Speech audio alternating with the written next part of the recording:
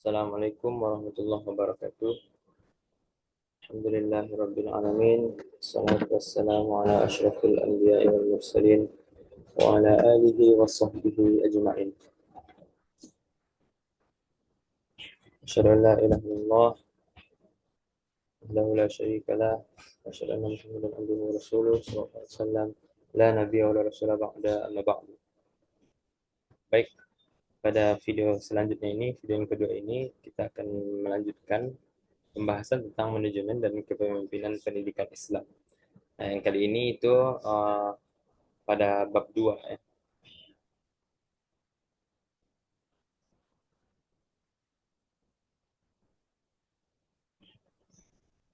Oke, oke.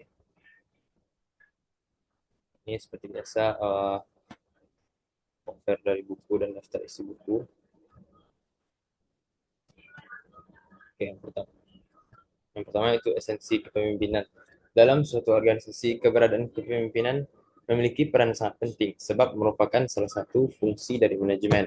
Dalam bahasa Inggris, istilah kepemimpinan disebut leadership, yang memiliki arti hubungan antara satu orang saja ya, dan kelompok manusia karena mempunyai kepentingan yang sama. Secara umum, kepemimpinan memiliki makna kemampuan yang ada pada diri seseorang untuk memengaruhi orang lain dalam bekerja. Kepemimpinan juga berarti kecakapan dan kemampuan seseorang untuk mempengaruhi orang lain dalam suatu organisasi dengan tujuan agar bisa bekerja sama dengan baik. Oke, itu merupakan esensi kepemimpinan. Jadi itu kepemimpinan secara umum ya, bukan menurut pandangan Islam yang kita belum masuk dalam pandangan Islam. Kemudian selanjutnya itu tujuan dan fungsi kepemimpinan. Yang pertama itu media untuk mencapai tujuan organisasi. Kepemimpinan merupakan salah satu faktor penting dalam usaha mewujudkan dan mencapai suatu tujuan organisasi, sehingga setiap pemimpin dapat diamati dari keseriusannya untuk mewujudkan visi dan misinya, karena visi dan misi itu merupakan implementasi dari tujuan yang diinginkan. Yang kedua itu mempengaruhi atau memotivasi pihak lain. Tujuan utama sebuah kepemimpinan adalah mempengaruhi atau memotivasi orang atau pihak lain untuk ikut terlibat aktif dalam mekanisme kerja organisasi, sehingga dikatakan berhasil. Sebuah kepemimpinan jika telah mampu mempengaruhi dan memotivasi orang atau pihak lain untuk bersama-sama mencapai tujuan organisasi yang telah ditetapkan.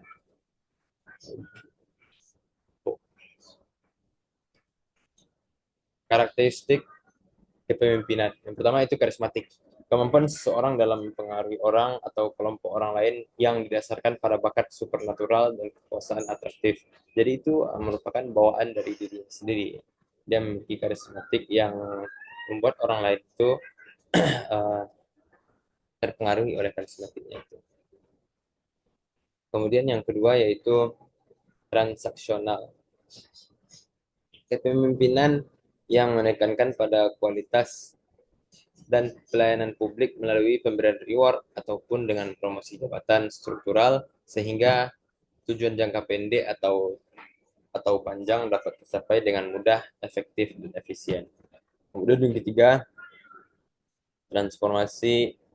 transformasional merupakan tipe kepemimpinan yang berusaha melakukan perubahan atau transformasi tadi organisasi secara menyeluruh, sehingga organisasi bisa mencapai kinerja dan berkembang secara maksimal.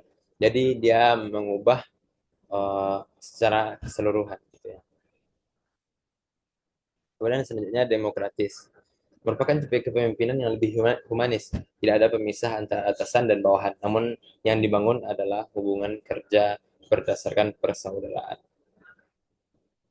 Oke, selanjutnya yaitu masih tentang karakteristik kepemimpinan. Itu selanjutnya itu adalah kepemimpinan otoriter. Ya, ini merupakan tipe kepemimpinan di mana penentu kebijakan dan pengambilan keputusan hanya ada di tangan pimpinan.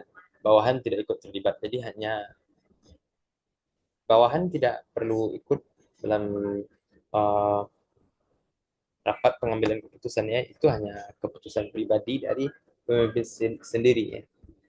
Kemudian selanjutnya yaitu kepemimpinan bebas, membiarkan anggotanya untuk berbuat dan mengambil tindakan sesukanya, Semua pekerjaan diserahkan kepada bawahannya. Pemimpin hanya sebagai simbol semata.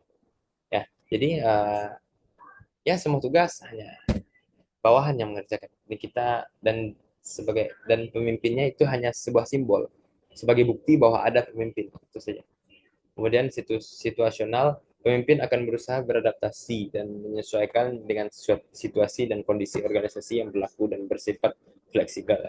Jadi ini dia mengikuti seluruh perubahan zaman, misalnya contohnya, misalnya perubahan zaman itu menggunakan teknologi terkini ya. Jadi uh, sang pemimpin akan uh, mengkondisikan ya dengan situasi tersebut. Kemudian yang terakhir ada militeristis. Tipe kepemimpinan ini memang memiliki kedisiplinan yang sangat tinggi dan bersifat formal dalam menggerakkan bawahannya. Jadi ini bukan bukan bukan berarti ini uh, kayak militer tentara gitu ya. Mungkin hanya beberapa konsep militer dan ada tadi konsepnya yang diambil itu kedisiplinan ya. Mungkin kedisiplinan yang sangat tinggi itu diambil dari konsep militer yang asli. Baik, yang selanjutnya itu kepemimpinan dalam Islam. Dalam pandangan Islam, semua orang adalah pemimpin, dan setiap pemimpin akan dimintai pertanggungjawaban atas kepemimpinan, termasuk kepemimpinan terhadap dirinya sendiri dalam menjalankan kehidupannya. Kehidupannya apa yang ia perbuat, maka akan dipertanggungjawabkan atas perbuatan tersebut. Ya, kita sebagai orang Muslim akan mempertanggungjawabkan apa yang telah kita lakukan, apakah itu kebaikan atau bukan. Ya, itu kita akan mempertanggungjawabkannya nanti. Dalam tatanan kehidupan manusia tidak bisa terlepas dari pemimpin. Hal ini dibuktikan dengan munculnya organisasi sebagai wadah pergerakan dan dinamika kehidupan manusia. Peran kepemimpinan sangat menentukan eksistensi suatu organisasi. Kata pemimpin dalam Islam lebih dikenal dengan istilah khalifah. Makna ini makna ini semua adalah pemimpin tertinggi dalam urusan dunia dan agama. Ya, itu adalah khalifah. Kita memiliki khalifah yaitu Nabi Muhammad SAW. Itu merupakan tuntunan terbaik kita dalam memimpinnya. Kemudian ada prinsip pemimpin dalam Islam. Yang pertama itu amanah. Amanah ini merupakan sifat wajib bagi seorang rasul ya, yang seperti kita ketahui sebuah sifat wajib bagi rasul. Jadi amanah ini apa? Oh, dapat dipercaya gitu ya. Uh, jadi orang-orang percaya pada kita dan kita mampu menjalankan apa yang telah dipercayakan oleh orang lain kepada kita. Kemudian yang kedua itu adil. Uh, yang maksud di sini adil adalah uh, melindungi hak seseorang yang memang menjadi haknya. Wujud konkret adil adalah menyalahkan yang salah dan membenarkan yang benar. Gitu. Jadi tidak tidak terbalik ya. Ada orang yang salah justru malah dibenarkan dan ada orang yang benar justru malah disalahkan. Nah, itu salah satu contoh yang salah. Kemudian syuro atau musyawarah merupakan prinsip penting dalam sistem sebuah organisasi.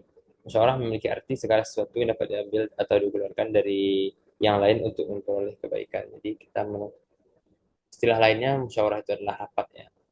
Jadi kita melaksanakan rapat ya, itu semua orang berhak mengeluarkan pendapatnya masing-masing dan kemudian disitulah kita akan mencari sebuah mufakat ya atau sebuah keputusan bersama ya. Dan hasil tersebut harus dijalankan. Walaupun ada beberapa pihak yang menolak, tapi ketika itu telah disepakati, maka itu harus dijalankan. Kemudian yang keempat ada amar ma'ruf nahi munkar. Jadi kita sebagai pemimpin itu kita harus mengajak uh, anggota kita atau bawahan kita kepada kebaikan. Nah, kemudian kita nahi mungkar, kita melarang uh, anggota kita kepada atau bawahan kita ke arah yang buruk. Ya. Bukan justru kita hanya diam, walaupun kita sudah menyeru kepada kebaikan, tapi kita hanya diam ketika kemungkaran terjadi. Ya, itu bukan contoh pemimpin yang baik ya. Kita bisa lihat ya di mana pemimpin itu seperti ini. Ya, mungkin selanjutnya ya Mungkin itu saja penjelasan dari saya sedikit tentang bab 2 ini. Kesimpulannya itu kepemimpinan adalah elemen kunci dalam organisasi yang berfungsi mengarahkan, mempengaruhi, dan menggerakkan orang untuk mencapai tujuan bersama. Terdapat berbagai tipe kepemimpinan seperti karismatik, transaksional, transformasional, demokratis, otoritas bebas, militaristis, situasional, dan yang lainnya. Kemudian yang masing-masing memiliki karakteristik dan konteks penerapannya. Dalam Islam, kepemimpinan atau khalifah dipandang sebagai amanah yang harus dijalankan dengan tanggung jawab moral dan spiritual. Karena setiap pemimpin akan dimintai pertanggungjawaban atas kepemimpinannya di dunia dan di akhirat. Jadi, kita sebagai seorang pemimpin itu memiliki tanggung jawab yang besar. Kita tidak boleh semena-mena dengan jabatan pemimpin ini karena bisa bisa saja nantinya di akhirat kita akan dituntut oleh bawahan kita, anggota kita, atau kita jadi presiden, kita akan dituntut oleh rakyat kita. Maka oleh karena itu kita harus berbuat, kita harus uh, memiliki konsep konsep Islam sebagai pemimpin, ya. Supaya kita selamat di dunia dan di akhirat karena sangat berat jabatan pemimpin ini. Ya, ini merupakan daftar pustaka. Ya, mungkin sekian saja presentasi saya di video kedua ini. Saya sudahi dengan Assalamualaikum warahmatullahi wabarakatuh.